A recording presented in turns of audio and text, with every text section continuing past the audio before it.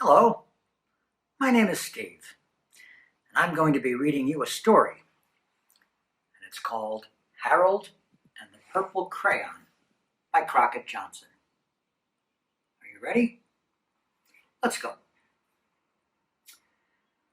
One evening, after thinking it over for some time, Harold decided to go for a walk in the moonlight. There wasn't any moon, and Harold needed a moon for a walk in the moonlight, and he needed something to walk on.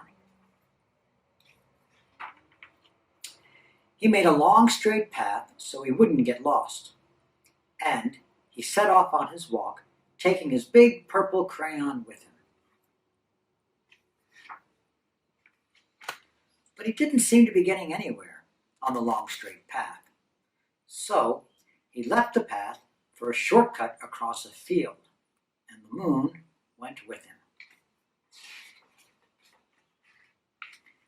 The shortcut led right to where Harold thought a forest ought to be. He didn't want to get lost in the woods, so he made a very small forest with just one tree in it. It turned out to be an apple tree. Apples would be very tasty, Harold thought, when they got red. So he put a frightening dragon under the tree to guard the apples. It was a terribly frightening dragon. It even frightened Harold. He backed away. His hand holding the purple crayon shook. Suddenly, he realized what was happening, but by then, Harold was over his head in an ocean. He came up thinking fast, and in no time, he was climbing aboard a trim little boat. He quickly set sail, and the moon sailed along with him. After he had sailed long enough, Harold made land without much trouble. He stepped ashore on the beach, wondering where he was. The sandy beach reminded Harold of picnics, and the thought of picnics made him hungry. So he laid out a nice, simple picnic lunch. There was nothing but pie, but there were all 9 kinds of pie that Harold liked best. When Harold finished his picnic, there was quite a lot left. He hated to see so much delicious pie go to waste. So Harold left a very hungry moose and a deserving porcupine to finish it up. And off he went, looking for a hill to climb to see where he was. Harold knew that the higher up he went, the further he could see. So he decided to make the hill into a mountain. If he went high enough, he thought, he could see the window of his bedroom. He was tired, and he felt he ought to be getting to bed. He hoped he could see his bedroom window from the top of the mountain.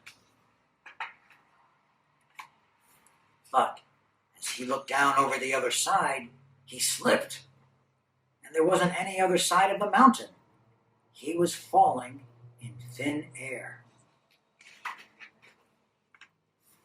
But luckily, he kept his wits and his purple crayon. He made a balloon, and he grabbed onto it. And he made a basket under the balloon big enough to stand in.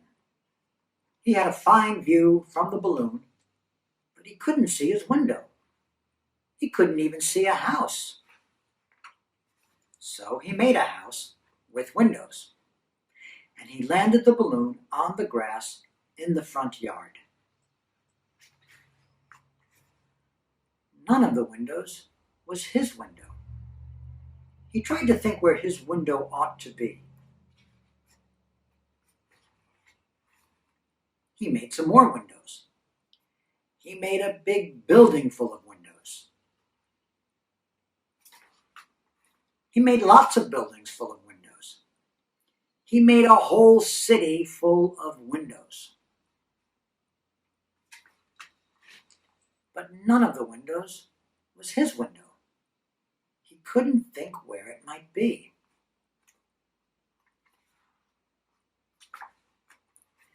He decided to ask a policeman.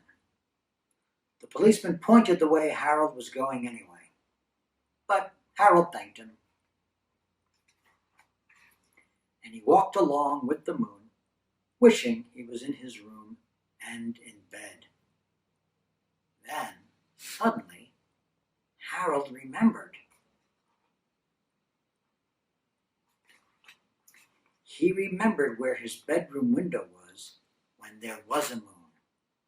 It was always right around the moon. And then Harold made his bed. He got in it and he drew up the covers.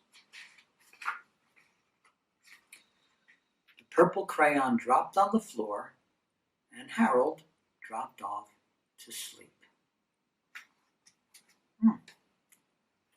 I liked Harold and the Purple Crayon. I hope you liked it too.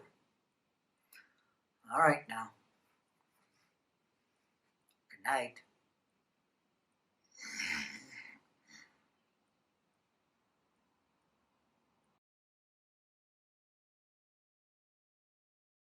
Thank you so much for watching. Be sure to like and subscribe to Gotham Reads for more of your favorite children's books read aloud daily.